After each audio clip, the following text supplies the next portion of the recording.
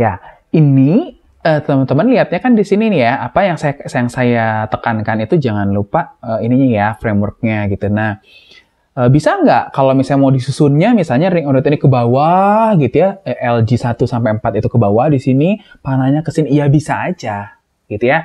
Bebas-bebas aja susunnya, yang penting kerangka framework ini jangan sampai terlupakan, karena ini intinya gitu ya, ini intinya gitu. Nah, kenapa ini intinya nggak boleh terlupakan? Karena nantinya di perusahaan juga gitu ya, kerangka ini tuh mungkin nggak terlihat lagi gitu ya, nggak terlihat lagi. Akan lebih digunakan itu kan balance scorecard ya, akan digunakan adalah si scorecardnya yang bentuknya seperti ini. Nah, kalau kayak gini, paling yang bisa ingat itu adalah ya di sini, di ujung sininya ya, tuh financial customer IB sama LG gitu ya. Nah, ya kalau mau ditambahin tadi sih panah-panahnya ke sana gitu, panah-panahnya ke sini. Karena yang akan kita gunakan itu di perusahaan yang akan digunakan ya ini sebetulnya nanti. Karena nanti untuk misalnya di realisasinya gitu ya, nanti tinggal tambah kolom aja targetnya berapa, terus realisasinya berapa, nanti akan dibandingkan. Tidak berbeda sama apa namanya yang sebelum UTS kita pelajari, cuman ini nyusun KPI-nya, nyusun SO-nya, itu kerangkanya lihatnya dari 4 itu tadi. Ya, tadi kita sudah sepakat kan, kalau sudah kita sama-sama kalau nggak pakai kerangka itu, jadi orang mikirnya ngawang-ngawang. Nanti pertanyaannya kan udah ditentuin 21 atau berapapun jumlahnya, oke, mana dulu yang mau dicapai, mana dulu. Nah, kalau kita berangkat seperti ini kan kita sudah sepakat.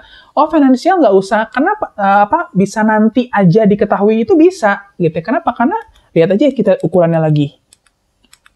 Nih, ROE EVA ini, semua ini kan membutuhkan laporan keuangan. Laporan keuangannya jadinya masih tahun depan. Nah, sedangkan, mungkin indeks juga sama gitu ya, begitu setahun. Tapi kan ini bisa kita lihat, ya. Ini bisa kita lihat. Dia bisa tergantung sampai surveinya. Ini bisa kapan dilaksanakannya. Dan yang benar-benar bisa dilihat angkanya hari ini juga, itu yang di sini. Nah, ini angka-angka ini. Ini bisa kita lihat hari ini juga, kita setiap hari itu ada berapa tercapainya. Itu bisa kita lihat angkanya. Gitu, seperti itu. Ya, bisa lihat angkanya di sana. Nah, seperti itu ya, penalti dan sebagainya. Sehingga, gitu ya, kita fokus ke sini, misalnya value penaltinya tinggi gitu ya. Nah, kalau udah aja satu aja nih, ini value penalti. Ternyata kita dapat penaltinya tinggi. Terus days late-nya tinggi juga. Ini udah siap-siap nih. Ini jelek gitu ya. Ini di sini yang jelek yang mana kira-kira? Customer.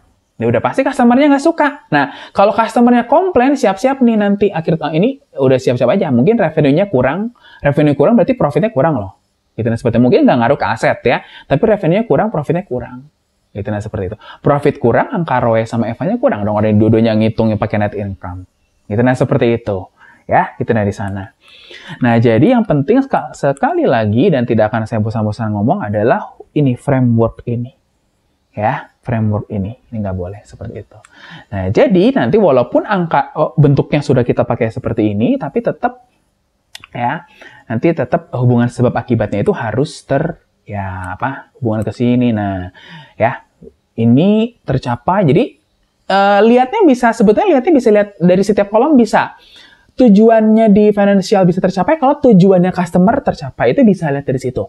KPI-nya financial tercapai jika KPI-nya customer tercapai, betul. Targetnya customer tercapai kalau jika targetnya customer tercapai, dan seterusnya.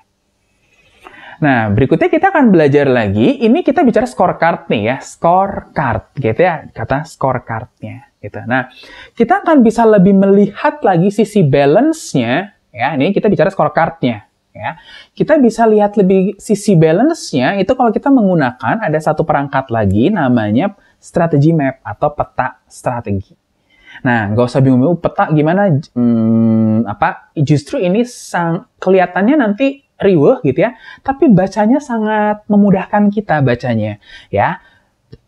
Bentuknya sama, bukan bentuk, datanya sama, data SO, data KPI, cuma targetnya nggak bisa masuk karena nanti kepenuhan.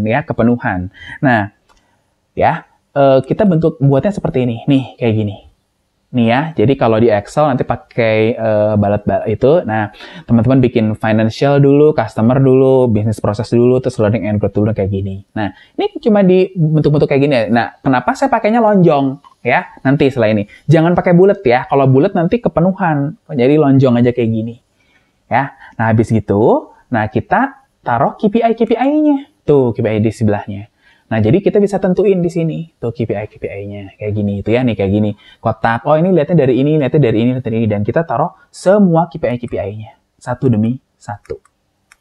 Nah, jadi nggak di dalam bentuk scorecard lagi. Bisa, ini namanya peta strategi. Ya, peta strategi. Mana yang udah semua ya keluar? Bentar ya, lihat. Nah, udah. Ketika udah semua keluar KPI-nya, ya, baru kita jangan lupakan tanda panahnya. Nah, seperti itu.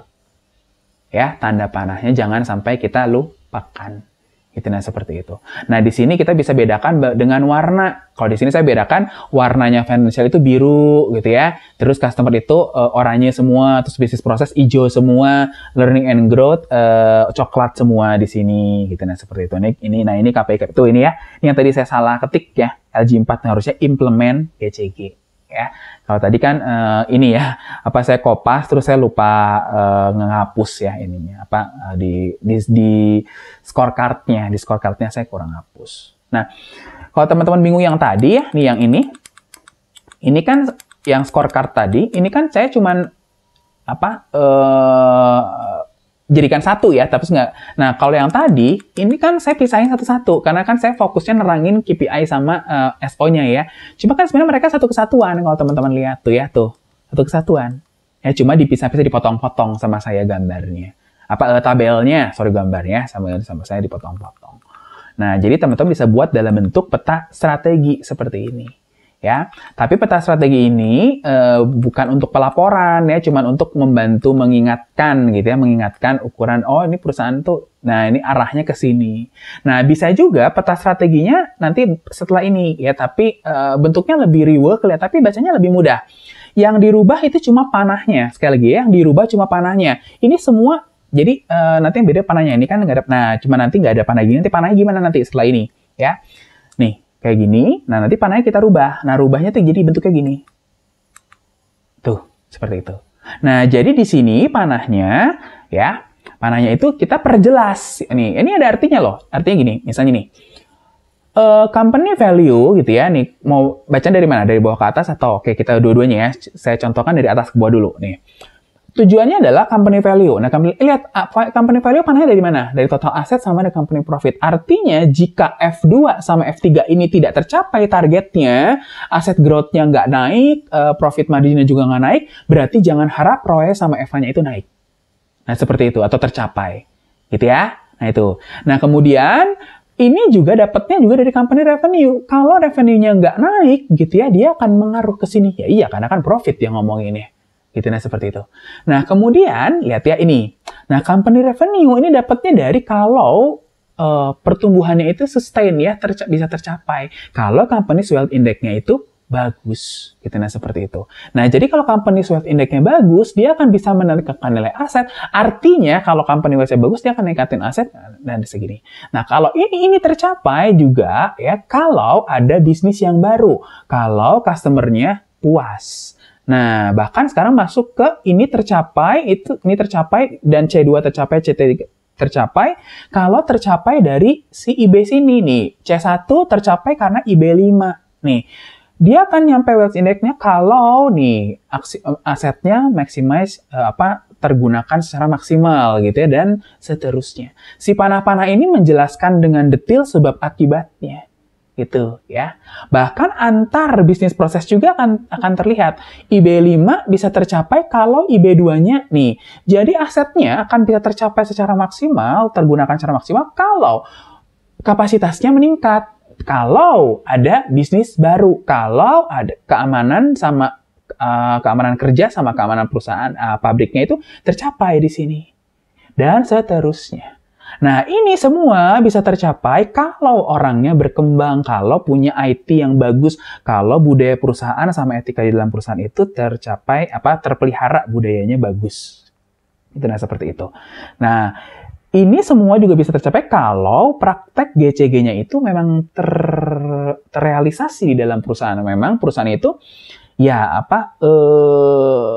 tata kelolanya baik ya, tata kelolanya baik, maka ini semua akan terlaksana.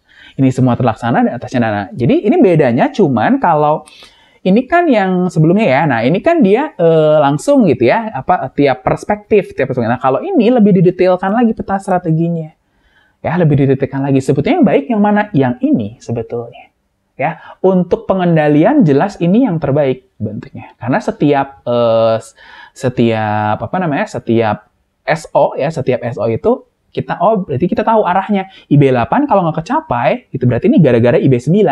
Meskipun IB8 ada IB6, ada IB7 juga ya, gitu ya. Nah, tapi jadi mereka ini bisa nggak tercapai, mungkin IB9-nya nih. Kalau IB6 sama 7-nya oke, berarti IB9-nya yang nggak tercapai. Gitu dan seterusnya.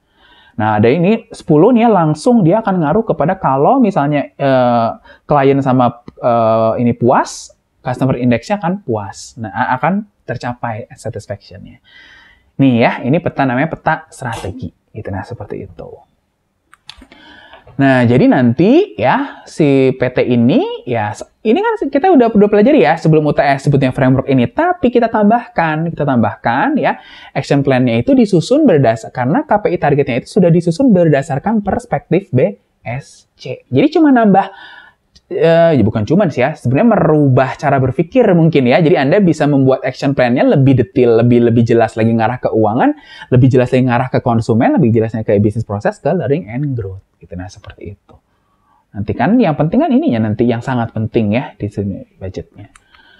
Nah ini langkah-langkahnya ya, ininya yang sudah kita pelajari di kemarin sebelum di Manstrak. Nah, ini yang kita pelajari sekarang ya. Udah ketemu sasarannya, kita tentuin KPI-nya ya. Kemudian tentukan targetnya, tentukan rencana kerja, tentukan anggarannya.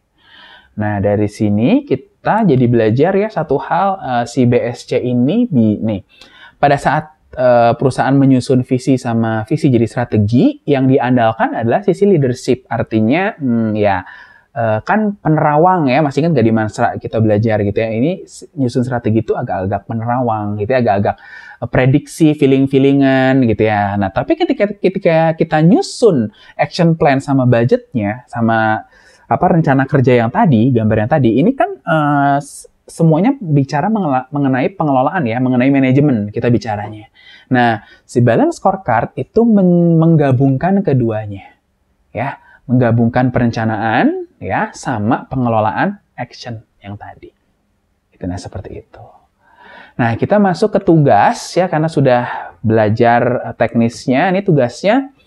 Nah, menggunakan artikel semen-sementil yang teman-teman sudah peroleh sebelum UTS gitu ya. Nah, tugasnya adalah setiap kelompok menyusun balance scorecard di tingkat corporate. Nah, nyusunnya BSC-nya, jadi si scorecard-nya tadi yang banyak tadi, dan peta strateginya. Ya, dan peta strateginya. Ya, tingkat korporatnya. Nah, yang jadi kelompok BOD, nah silakan berpencar masuk ke kelompok existing yang lainnya. Nah, silakan ya, berpencar jadi kelompok existing yang lainnya.